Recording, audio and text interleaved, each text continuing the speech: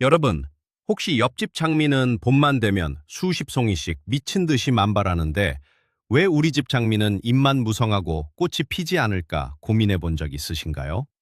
아니면 비싼 영양제를 듬뿍 주었는데도 장미가 시름시름 앓았던 적은 없으신가요? 안녕하세요.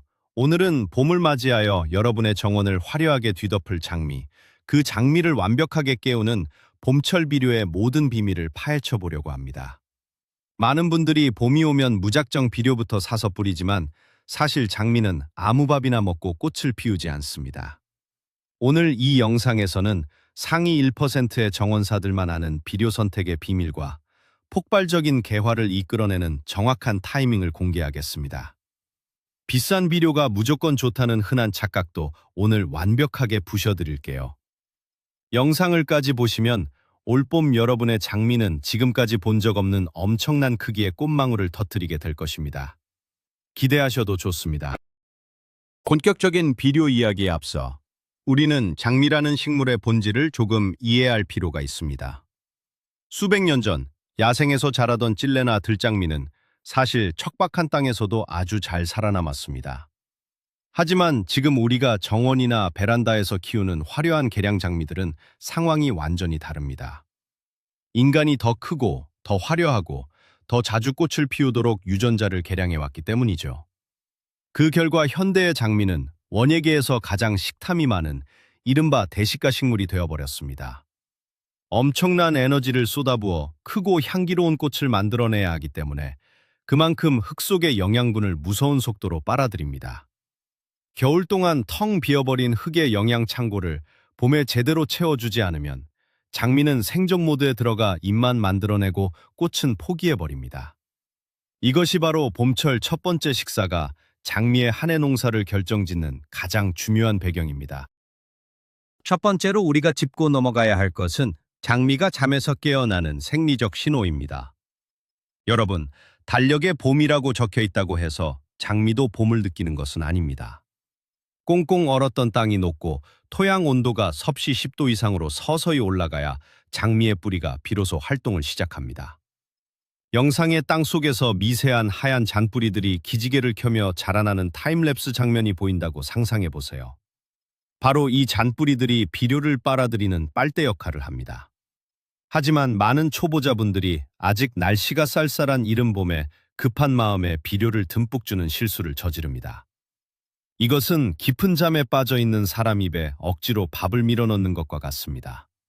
소화할 능력이 없는데 밥을 주면 어떻게 될까요? 흙 속에서 비료가 썩고 곰팡이가 생겨 오히려 막 깨어나려는 연약한 뿌리를 망가뜨리게 됩니다. 식물 키우기에서 조급함은 가장 큰 독이라는 사실을 잊지 마세요.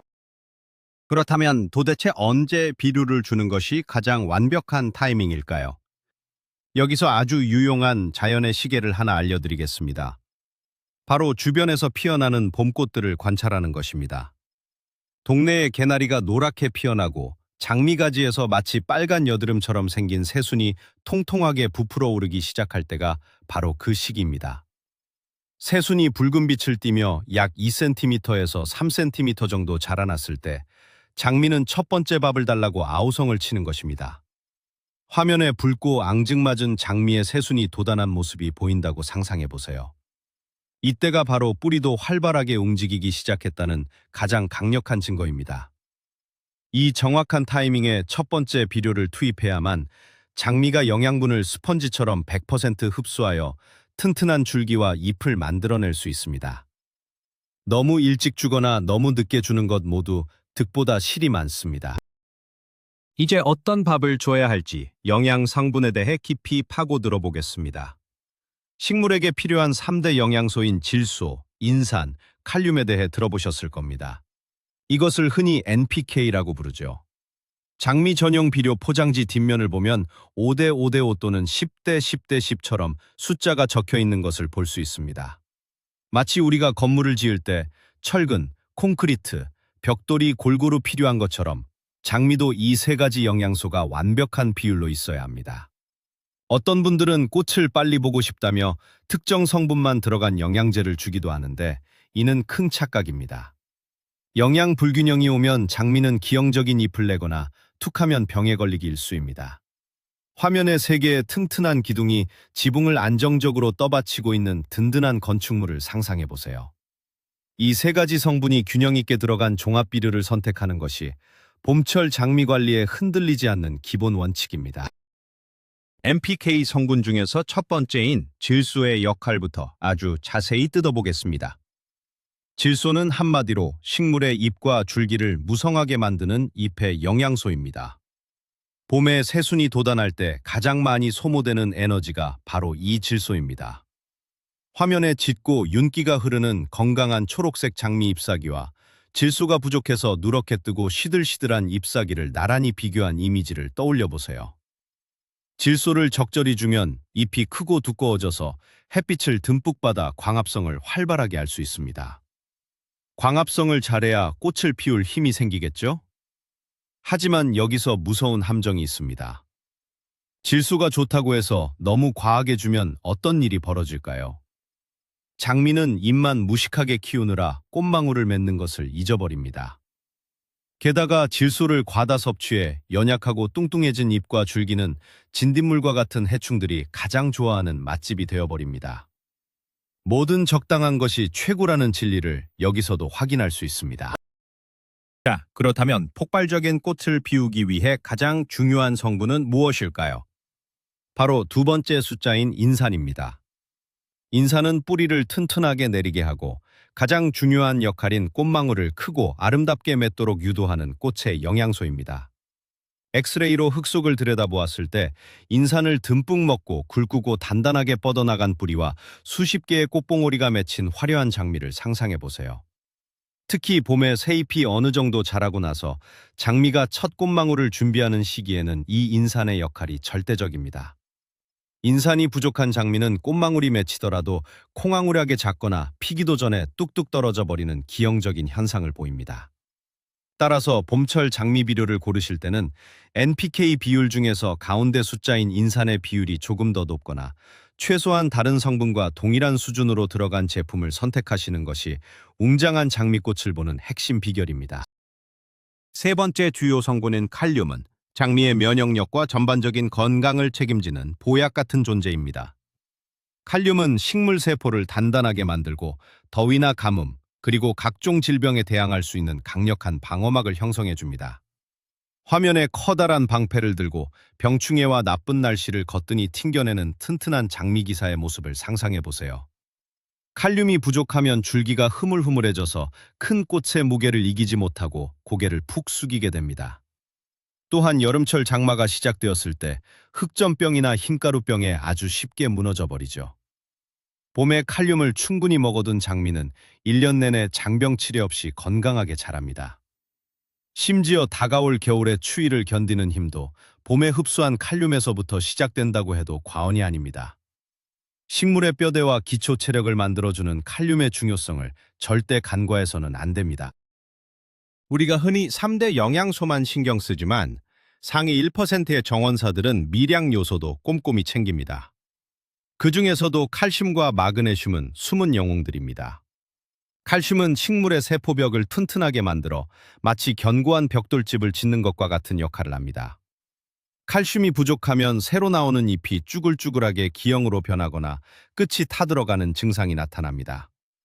마그네슘은 식물의 피라고 할 수 있는 엽록소를 구성하는 핵심 성분입니다.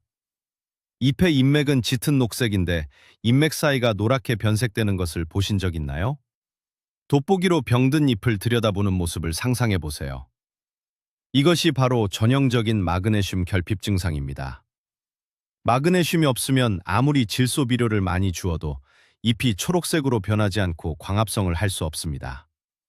따라서 봄철 비료를 선택할 때는 단순히 NPK만 있는 것보다는 이러한 미량 요소들이 함께 포함된 비료를 선택하는 것이 훨씬 유리합니다.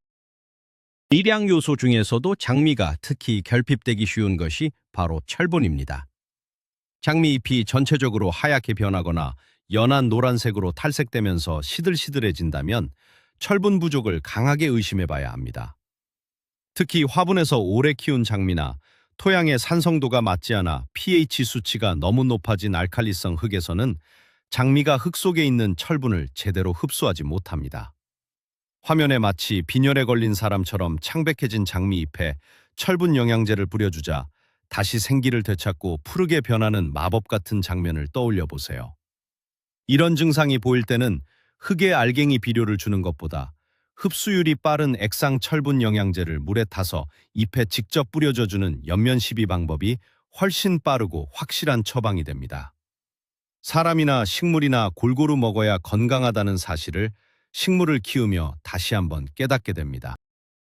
이제 가장 많은 분들이 헷갈려 하시는 질문, 즉 유기농 비료와 화학 비료 중 어떤 것이 더 좋은가에 대한 논쟁을 정리해 드리겠습니다. 결론부터 말씀드리면 둘 다 장단점이 명확하며 상황에 맞게 섞어 쓰는 것이 최고입니다. 유기농 비료를 우리가 먹는 건강한 집밥이나 슬로우 푸드에 비유한다면 화학 비료는 즉각적인 에너지를 내게 해주는 에너지 드링크나 패스트푸드와 같습니다. 화면에 정성껏 차려진 유기농 샐러드 식단과 빠르고 강렬한 햄버거 세트가 나란히 놓여있는 이미지를 상상해 보세요. 장미의 장기적인 건강과 흙의 생태계를 살리기 위해서는 유기농 비료가 필수적입니다. 반면 장미가 영양실조에 걸려 당장 응급처치가 필요하거나 폭발적인 성장을 위해 일시적인 에너지 부스팅이 필요할 때는 물에 잘 녹는 화학 비료의 즉각적인 효과를 따라갈 수 없습니다. 이 두 가지의 특징을 정확히 알고 활용해야 완벽한 장미 관리가 가능합니다. 유기농 비료에 대해 조금 더 깊이 들어가 볼까요? 유기농 비료, 즉 잘 부숙된 퇴비의 가장 큰 장점은 단순히 장미에게 밥을 주는 것을 넘어 흙 자체를 살려낸다는 것입니다. 퇴비를 주면 흙 속에 보이지 않는 수십억 마리의 유익한 미생물들이 모여들어 유기물을 분해하기 시작합니다. 화면에 아주 귀여운 애니메이션 캐릭터처럼 생긴 토양 미생물들과 지렁이들이 흙을 부드럽게 헤집으며 건강하게 만드는 모습을 상상해 보세요. 이 과정에서 흙은 스펀지처럼 포슬포슬해지고 공기가 잘 통하게 되어 장미뿌리가 숨을 쉬고 깊게 뻗어나갈 수 있는 최적의 환경이 만들어집니다. 또한 퇴비의 영양분은 비가 오거나 물을 줄 때 아주 천천히 오랫동안 지속적으로 녹아나오기 때문에 비료과다로 인한 화상을 입을 위험이 거의 없다는 것이 초보자들에게는 엄청난 장점입니다. 매년 봄 장미 주변에 질 좋은 퇴비를 듬뿍 덮어주는 것은 가장 확실한 투자입니다. 유기농 퇴비 중에서 장미에게 가장 좋은 밥은 무엇일까요? 소똥이나 말똥으로 만든 우분 퇴비나 마분 퇴비가 장미 가드너들 사이에서는 최고의 보약으로 꼽힙니다. 닭똥으로 만든 개분도 좋지만 성분이 너무 독해서 초보자가 잘못 쓰면 뿌리가 다 타버릴 수 있습니다. 여기서 반드시 짚고 넘어가야 할 치명적인 실수가 있습니다. 바로 냄새가 심하게 나는 덜 섞인 생퇴비를 흙에 바로 섞어버리는 행동입니다. 덜 발효된 퇴비는 흙 속에서 발효되면서 엄청난 가스와 고열을 뿜어냅니다. 화면에 퇴비 더미에서 뜨거운 김이 펄펄 나며 장미뿌리가 그 열기에 화상을 입고 괴로워하는 안타까운 모습을 떠올려 보세요.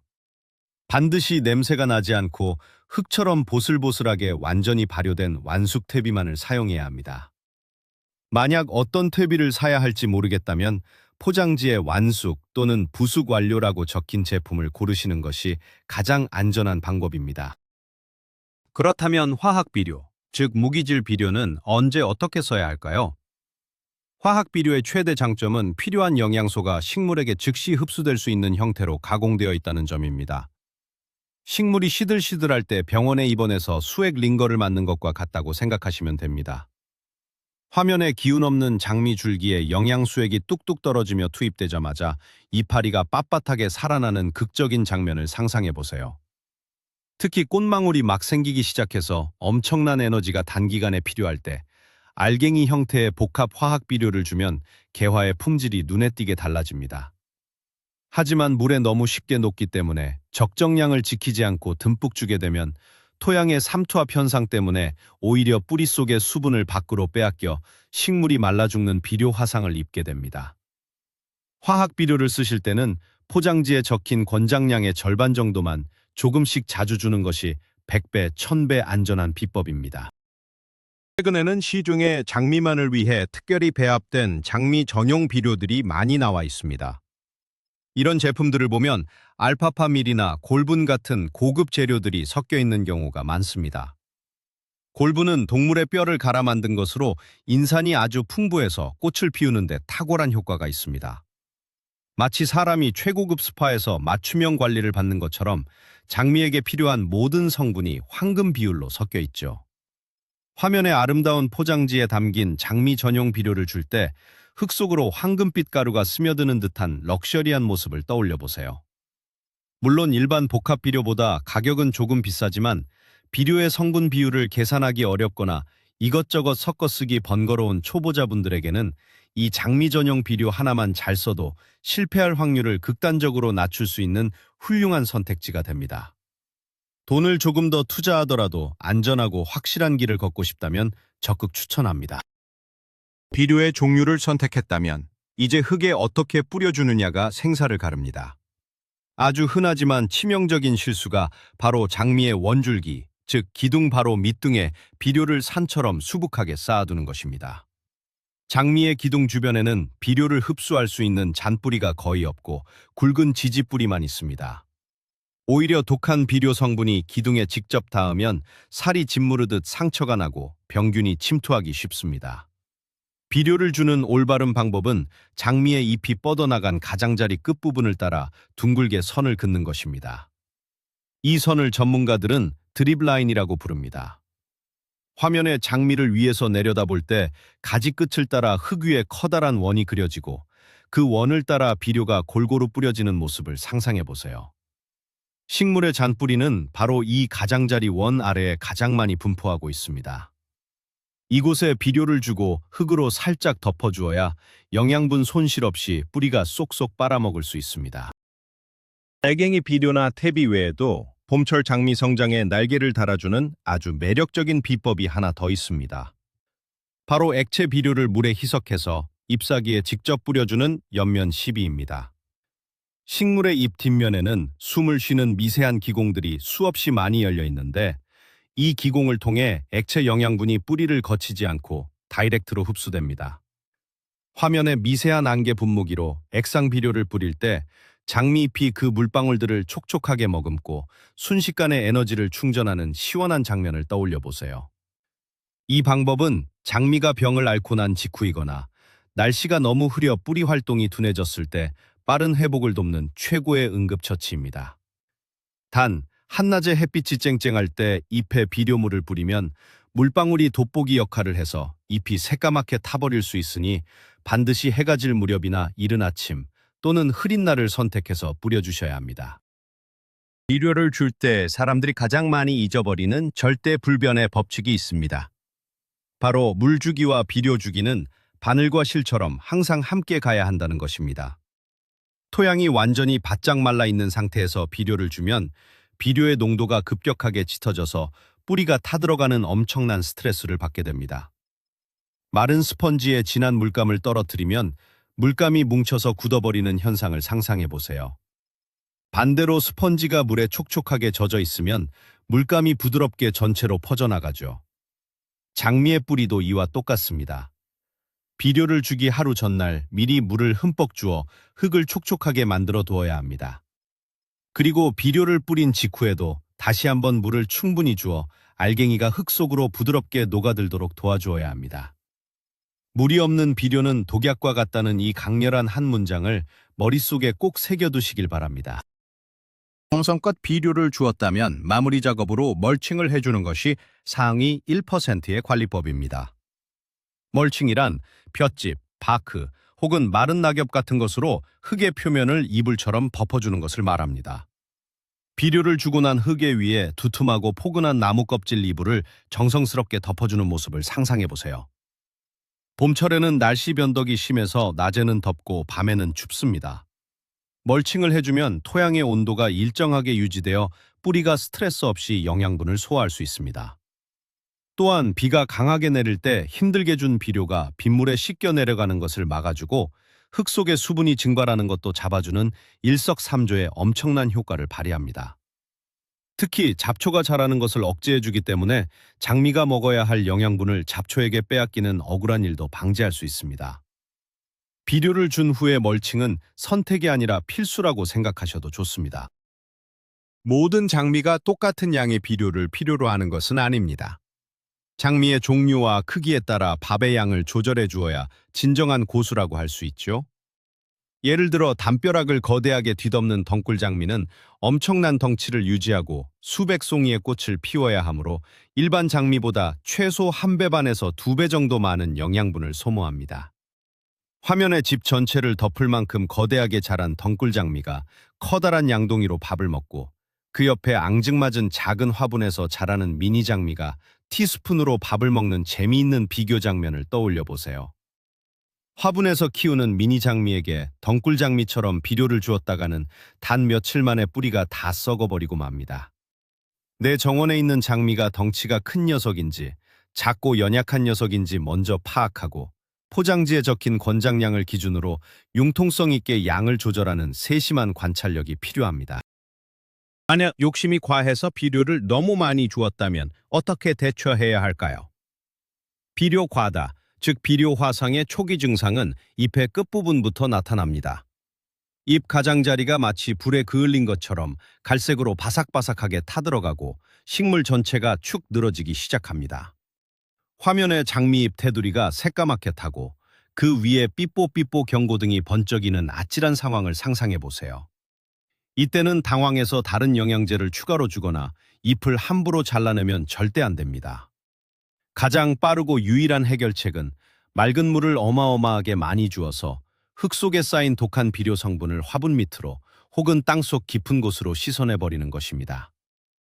화분이라면 물이 밑구멍으로 콸콸 쏟아져 나오도록 여러 번 반복해서 흙을 헹궈주세요. 사람도 체했을 때 위장을 비워내듯 장미도 독소가 빠져나갈 때까지 물로 계속 씻어내며 기다려주는 인내가 필요합니다. 마지막으로 봄철 비료 주기의 효과를 200% 끌어올리는 비밀은 바로 봄철 전정, 즉 가지치기와의 완벽한 조화입니다. 많은 분들이 가지치기와 비료 주기를 언제 해야 하는지 헷갈려 하십니다. 정답은 무조건 가지치기가 먼저입니다. 겨울 동안 얼어 죽거나 약해진 가지들, 그리고 서로 엉켜서 빛을 가리는 잔가지들을 과감하게 잘라내세요. 화면에 예리한 전지가위로 낡은 가지들을 싹둑싹둑 잘라내어 나무를 시원하게 이발시켜주고 그 직후에 영양 가득한 비료를 흙에 솔솔 뿌려주는 완벽한 시퀀스를 상상해보세요. 불필요한 가지를 잘라내면 장미는 뿌리에서 빨아들인 귀한 영양분을 쓸데없는 곳에 낭비하지 않고 오직 남겨진 크고 건강한 꽃눈에 집중적으로 에너지를 쏘아보냅니다.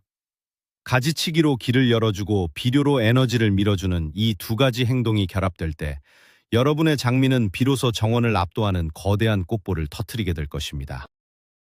지금까지 짚어본 내용들을 되돌아보면 봄철 장미 비료 주기는 단순히 밥을 많이 주는 것이 아니라 장미의 생체 리듬을 이해하고 토양과 소통하는 아주 섬세하고 과학적인 과정이라는 것을 아셨을 겁니다.